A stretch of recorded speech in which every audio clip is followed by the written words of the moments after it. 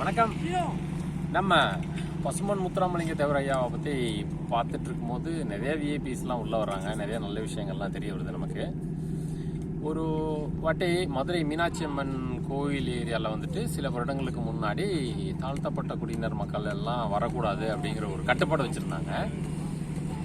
அப்போ அந்த கட்டுப்பாடை தகர்த்தணும் அப்படின்னு சொல்லிட்டு பெரியார் ஐயாவோட சேர்ந்த அந்த குழுவில் உள்ள கமிட்டியில் உள்ள எல்லாரும் சேர்ந்து ஒரு முடிவு எடுக்கிறாங்க. தாழ்த்தப்பட்டவர்கள் மனிதர்களாக பிறந்த எல்லாருமே உள்ளே வரணும், மதுரை மீனாட்சி அம்மனை வணங்கணும், வழிபடணும் அப்படின்னு சொல்லிட்டு அவங்க ஒரு முடிவு பண்ணுறாங்க. அதுக்கு உடனே எதிர்ப்பு தெரிவித்து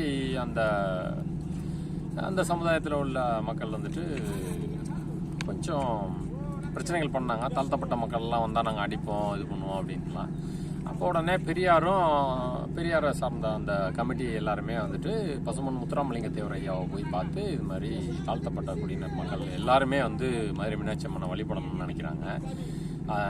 நாங்கள் நினைக்கிறோம், அதுக்காண்டி இது மாதிரி எடுத்தோம். அந்த மக்கள்லாம் வரக்கூடாது அப்படின்னு சொல்லிட்டு இந்த மேல் ஜாதியினர் மக்கள் பிரச்சனை பண்ணுறாங்க அப்படின்னு சொன்னப்போ நம்ம பசும்பொன் முத்துராமலிங்க தேவர் ஐயா நல்ல விஷயம், இதை நான் வரவேற்கிறேன், இந்த விஷயத்துக்கு நானும் சப்போர்ட் பண்ணுறேன், என்னோட மக்களும் வருவாங்க, வாங்க தைரியமாக அதை செய்வோம்னு சொல்லி பசும்பொன் முத்துராமலிங்க தேவர் ஐயா ஸ்டெப் எடுத்தாங்க. அதுக்கப்புறமேட்டுக்கு எல்லா மக்களுமே அந்த கோயிலுக்கு வர ஆரம்பித்தாங்க. எந்த ஒரு நல்ல விஷயங்கள் எடுத்து பார்த்தாலும் நம்ம பசும்பொன் முத்துராமலிங்க தேவர் ஐயா முன்னாடி இருந்தாங்க. அந்த காலகட்டத்தில் பசும்பொன் முத்துராமலிங்க தேவர் ஐயாவும் சுபாஷ் சந்திர போஸ் அவர்களும் ஒன்று சேர்ந்ததுக்கு அப்புறமேட்டுக்க நிறைய புரட்சிகள், நிறைய நல்ல விஷயங்கள்லாம் நடந்துச்சு. அது மட்டும் இல்லாது சுபாஷ் சந்திர போஸ் அவங்க சொன்ன விஷயம் என்னன்னாக்கா,